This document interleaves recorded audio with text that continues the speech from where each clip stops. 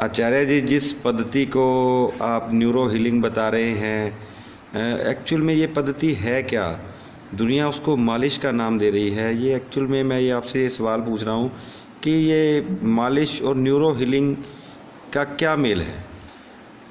रुपेश जी, ये जो पद्धति है मतलब क्योंकि जो इलाज लेने आते हैं वो उनमें कुछ पढ़े लिखे होते हैं, कुछ अनपढ़ भी होते हैं। तो अनपढ़ जो रोगी है, जो पेशेंट है, क्योंकि बीच में हम क्या करते हैं, क्योंकि ये न्यूरो हीलिंग एक थ्योरी है जिसका पूरा नाम PMRBTS, pressure, massage, vibration, tense, rubbing, ये मिला करके इसका पूरा PMRBTS एक थ्योरी है। अब ये पूरी तो हर एक को समझ नहीं आएगी।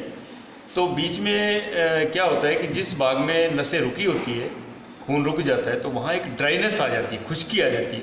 उस खुश्की को दूर करने के लिए हम जैसे तिल्ली का तेल, और उसमें जो हमारे ट्रस्ट की ओर से हम तेल तैयार करते हैं जिसमें 13 बूटियाँ होती है, उसकी कुछ मात्रा डाल करके एक औषधीय तेल तैयार कर लेते हैं। उस तेल को जब लगाते हैं तो वो जो पेशेंट समझने वाला सोचता है कि शायद गुरुजी ने मालिश ही की। मालिश नहीं, मालिश तो एक बीच में पॉइंट है, ना कि मालिश है। मालिश एक बीच में पॉइंट रखा हुआ है। और इस पद्धति का, न्यूरो हीलिंग का, हमने एक वर्ष का एक कोर्स रखा हुआ है जिसमें मैट्रिक से ऊपर के विद्यार्थी, जो 10वीं पास से ऊपर बच्चे हैं पढ़े लिखे, वो सारे इस पद्धति को सीखते हैं। आज तक हमने शुरू से लेके आज तक पूरा, अगर मैं आपको बताऊं तो तकरीबन पूरे देश में 15,000 बच्चों को ये पद्धति का मैंने ज्ञान दिया है, सिखाया है।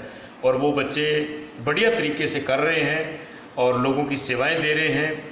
और उन सेवाओं के तहत मैंने ऐसे बच्चे भी गाँवों से जा कर के उनको लेकर के आया जो कि मैट्रिक 12 पास पढ़े हुए दिहाड़ी मजदूरी कर रहे थे, और प्रशिक्षण लेने के बाद आज उनका बढ़िया रोज़गार चल रहा है।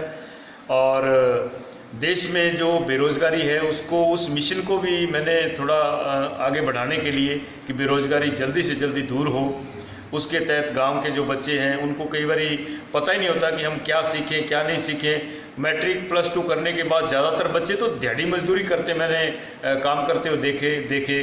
तो जहाँ जैसे कोई जान पहचान वाले लोग थे उनको भी मैंने बोला, गाइड किया कि इन बच्चों को मेरे पास छोड़ो, कि 1 साल का कोर्स है और कोर्स बिल्कुल निःशुल्क है, बिल्कुल फ्री ऑफ कॉस्ट, और कुछ भी खर्चा नहीं। उल्टा विद्यार्थी को भोजन, रहने सहने की व्यवस्था, आने जाने का भाड़ा सब, और साथ में संस्था की तरफ से साल में 3 ड्रेस मिलती है, वर्दी मिलती है, वर्दी दी जाती है। और इसके साथ जो बच्चा 2 महीने लगातार मतलब प्रशिक्षण ले लेता है, 15 दिवसीय कैंप होता है, हर कैंप में उसका प्रशिक्षण होता है। सुबह साधना होती है, योग साधना, उसके बाद दिन में उसका अभ्यास होता है, फिर रात को 7 से 8 क्लास होती है, उसमें पढ़ाई होती है।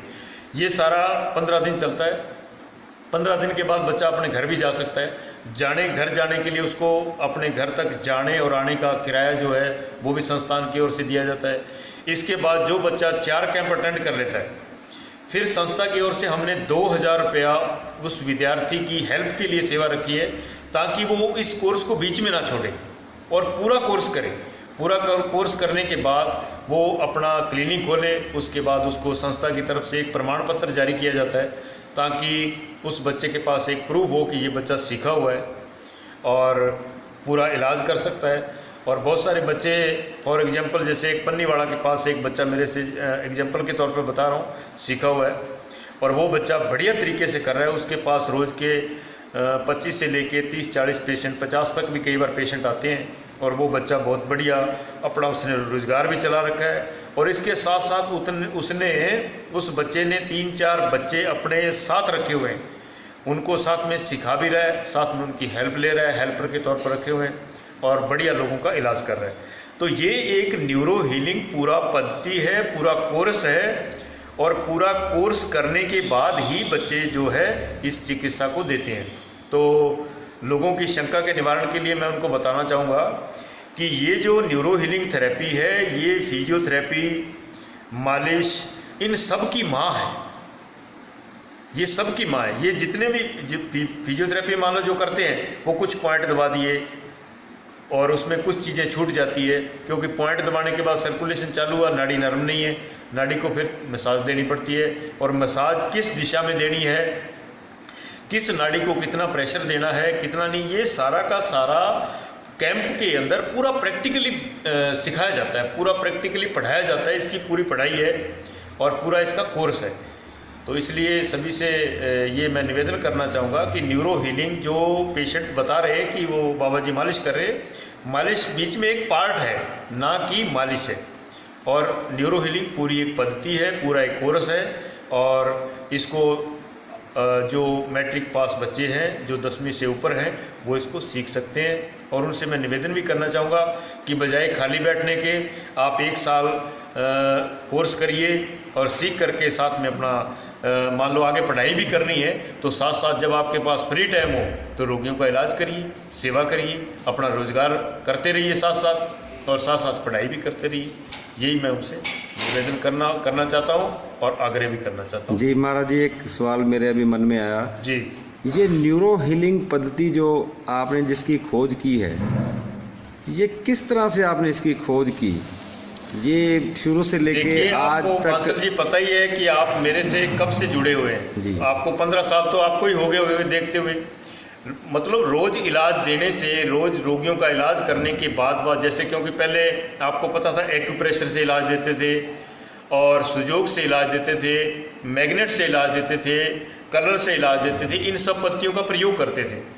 और इन पत्तियों का प्रयोग करते करते, क्योंकि रोज पेशेंट आ रहा है बता रहा है कि मेरे को आज इतना फ़ायदा हुआ, इतना फ़ायदा नहीं हुआ, तो उन सबको चलते चलते प्रैक्टिस करते करते ये एक अभ्यास पैदा हो गया। क्योंकि आपको पता ही है कि रोज़ हमारी साधना चलती है, 4 घंटे हम सोते हैं, 20 घंटे रेगुलर इस चिकित्सा के ऊपर खोज चल रही थी। तो खोज चलते चलते मैंने एक थ्योरी बना दी कि मेरे मन में आया कि जैसे आदमी गोली लेता है और उसको तुरंत आराम मिल जाता है, तो एक नशा हो जाता है उसको, दिमाग का रिलैक्सेशन, क्योंकि जो दिमाग जिस भाग में नाड़ी बंद थी उसके लिए सूचना दे रहा था, गोली का नशा हुआ, दिमाग को नशा चढ़ा और उसने वो जो है इंडिकेशन देना बंद कर दिया। आदमी सोचता है मेरी बीमारी ठीक हो गई। बीमारी ठीक नहीं हुई, बीमारी दबी। ये बात समझिए आप, बीमारी दबी ना कि ठीक हुई। और वो दबी हुई जब दोबारा उठती है फिर दर्द और बढ़ता है, फिर गोली और खाता है। देखा ना आपने, कई पेशेंटों से मुलाकात की कि मेरा सिर दर्द कर रहा है इतने टाइम से। सिर दर्द करने के बाद सिर दर्द की गोली लेता रहा, बाद में क्या हुआ, उसके हालात क्या बन गए, उसको माइग्रेन हो गया। मतलब सिर दर्द का स्क्वायर टू स्क्वायर हो गया, मतलब सिर दर्द के बाप का बाप हो गया। ये आप सिंपल भाषा में समझिए। तो माइग्रेन हो गया क्योंकि वो गोली से बीमारी तो दबती रही, उसको आराम चाहिए था, आराम तो मिल गया, लेकिन बीमारी जो थी वो बढ़ती गई। तो उस चीज़ को मैंने अभ्यास के द्वारा एक मन में ख्याल आया कि पेशेंट को इस तरीके से इलाज दिया जाए, एक कॉम्बिनेशन इलाज दिया जाए ताकि पेशेंट को तुरंत रिलीफ मिले। अब आपने आज कितने पेशेंटों से पूछा कि मैं आज ही आई हूँ या आज ही आया हूँ और मुझे आज ही फायदा हुआ है। मतलब न्यूरो हीलिंग पद्धति से करंटली रिजल्ट है, करंटली फायदा है और परमानेंटली फायदा है। क्योंकि देखो, खून से बड़ी दुनिया में कोई दवाई नहीं है। खून आदमी के शरीर में बनता है और जब खून सर्कुलेट शुरू हो जाता है, खून चलना शुरू हो जाता है और जिस नाड़ी में खून चलता है वो नाड़ी नरम हो जाती है और पूरी सप्लाई शुरू हो जाती है, तो आदमी ठीक हो जाता है। ये बात संत जगदीश मुनि जी हमें बता रहे हैं कि किस प्रकार से उन्होंने न्यूरो हीलिंग पद्धति की खोज की। पूरे 20 साल लगे इन्हें इस पद्धति की खोज करते हुए। पहले रैकी, फिर सुजोग। रुपेश जी, आपकी बात में बात कहूँगा, 20 साल, जैसे एक कैदी जेल में 10 साल रहता है ना, मान लो 10 साल रहता है, तो सजा उसको कितनी होती है? 20 साल की होती है। और काटने उसको कितने पड़ते हैं? 10 साल। आप हिसाब लगाइए, पिछले 20 सालों में मैंने 4 घंटे सिर्फ सोया हूँ, 18 घंटे जागता हूँ। 18 घंटे को आप बनाइए कितने वर्ष बनते हैं। 18 घंटे को आप 24 से गुणा करके वर्ष बनाइए कितने वर्ष, 20 को डबल करिए, मतलब 40 वर्ष मानिए, 40 वर्ष की तपस्या के बाद ये पद्धति खोज हुई है। और मैंने तो ये देखो अपनी मेहनत से खोज करके एक देश को एक कंट्रीब्यूशन कर दिया है। अब देश का फर्ज बनता है, सरकार का फर्ज बनता है कि इस पद्धति को संभाले, इस पद्धति के अलग अलग सेंटर खोले और इस पद्धति के लिए सहयोग करे, और ताकि हम इस पद्धति को इतना सुंदर और इतना अजब बना दें, ताकि इतने डॉक्टर तैयार कर दें, ताकि हमारा दवाइयों पर खर्च होने वाला जो करोड़ों अरबों रुपए है वो बचे। और दूसरी बात, जो रोगी हैं जिनकी काम करने की क्षमता बहुत डाउन हो गई है, उनके अंदर इतनी काम करने की क्षमता पैदा हो जाए कि हमारे देश का व्यक्ति जो है एक जगह खड़ा हो ऐसे लगे। अब देखा ना, मान लो अपने 100 बंदे खड़े और एक अंग्रेज खड़ा हो, एक अमेरिकन, कैनेडियन या जो व्यक्ति खड़ा हो, उसकी पर्सनैलिटी अलग होती है। हमारे व्यक्तियों जो लोग हैं उनकी पर्सनैलिटी डाउन होती है। तो मेरी एक अंतरात्मा की इच्छा है कि हमारा व्यक्ति जहाँ खड़ा हो उसकी पर्सनैलिटी अलग होनी चाहिए, उसका रोब अलग होना चाहिए, उसके अंदर हुनर अलग होना चाहिए, उसके अंदर पूरा स्किल होना चाहिए। ऐसा मेरा सपना है। तो सरकार को मैं निवेदन करना चाहूँगा, जैसे मोदी जी ने बहुत सारे मिशन चला रखे हैं, देश के जो प्रधानमंत्री है, देश का राजा है, तो उनको चाहिए कि ये जो इतनी हमारे देश में इतनी सेवाएं दबी पड़ी है, इतनी पद्धतियां दबी पड़ी है, इनको जो लोग उजागर करते हैं उन मतलब जो छोटे पौधे हैं उनको भी सिंचित करें। ये नहीं कि बड़ों को तो कर दिया, छोटे बड़ों को ध्यान ही नहीं दिया। छोटे से ही कोई चीज़ बड़ी बनती है ना। मान लो मैंने खोज की है, इस पद्धति के लिए सहयोग करना चाहिए पूरा, ताकि अलग अलग शहरों में, मान लो एक शहर में सेंटर खुल जाए। अब पूरे देश में मैंने 397 15 दिवसीय शिविर लगाए। हिसाब लगाइए आप, पूरे देश के लोगों के मैसेज आते हैं कि गुरुजी एक सेंटर बनाओ। अब सेंटर बनाऊं कहाँ से?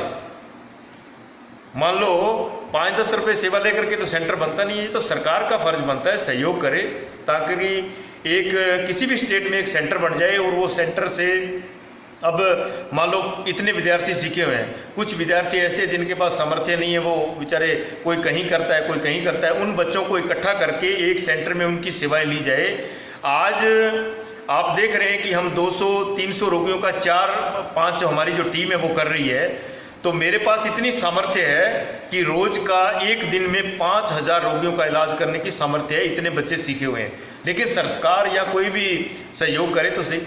अब देश के बड़े बड़े नेता भी शिविर में आ चुके हैं, बड़े बड़े अधिकारी शिविर में आ चुके हैं, सबसे मैं निवेदन भी कर चुका हूँ, प्रधानमंत्री को मैं लिख चुका हूँ, होम मिनिस्ट्री को मैं लिख चुका हूँ, रेल डिपार्टमेंट को लिख चुका हूँ, यूएनए को मैं भेज चुका हूँ, WHO को भेज चुका हूँ। लेकिन आज तक मेरे पास, पिछले 10 सालों से ये मैं कर रहा हूँ, लेकिन आज तक किसी का कोई जवाब नहीं आया। दुख इस बात का है, क्योंकि जीवन चला जाता है, बाद में लोग रह जाते हैं। हमारे देश के बुद्ध पुरुषों के पास इतनी महान विद्याएं थी, और उन लोगों की ना सपोर्ट करने की वजह से वो विद्याएं दबी पड़ी है, ग्रंथों में पड़ी है, और कोई उजागर करने वाला नहीं। अगर कोई उजागर करता है तो इस देश की सबसे बड़ी कमजोरी है कि उसकी सपोर्ट नहीं की जाती।